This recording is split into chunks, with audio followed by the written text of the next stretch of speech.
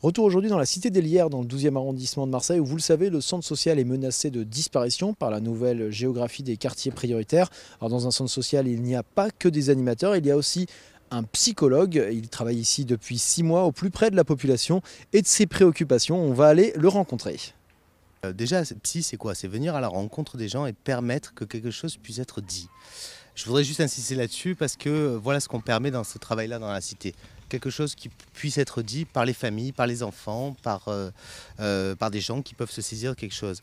Psy dans une cité, c'est juste ça, c'est proposer un espace de parole. Arriver à ce que quelque chose soit dit et parce que il va être énoncé, peut-être que ça va empêcher que ce soit passé à l'acte. Donc voilà ce que c'est être psy dans une cité. Aller à la rencontre des autres, tout simplement. Au niveau des thématiques qui reviennent souvent, j'imagine qu'il y a les rapports un peu conflictuels entre parents et enfants, quoi. Alors c'est une des thématiques essentielles, oui, des problématiques autour de la parentalité, les parents avec les enfants ou les adolescents, parce que bon, voilà. Et puis parfois des problèmes, parce qu'on peut rencontrer divers problèmes dans la vie, au niveau du couple, au niveau de problèmes parfois sociaux liés au loyer, à des problématiques. Mais c'est vrai qu'essentiellement, on va se retrouver confronté à ça, à des parents qui parfois sont un peu débordés et qui viennent juste poser un instant pour réfléchir un petit peu sur ce qui se passe dans leur vie.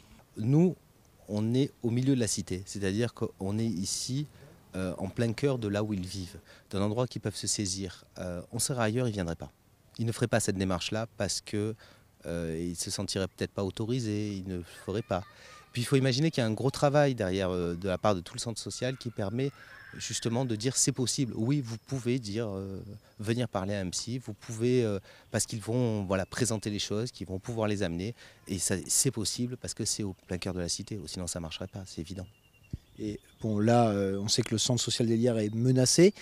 Si du coup il devait disparaître, il n'y aurait plus cette permanence psy qui, on le rappelle, est gratuite pour les gens, pour les habitants, anonyme et gratuite. Du coup, ça laisserait un vide dans cette cité. Ce vide-là, on va se poser la question de savoir comment est-ce qu'il va être rempli. La nature a horreur du vide.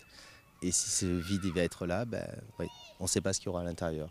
Donc on réfléchit aussi à tout le travail qui a été fait avec ce centre depuis plus de 15 ans ici, qui a permis que beaucoup de choses changent au niveau de la cité.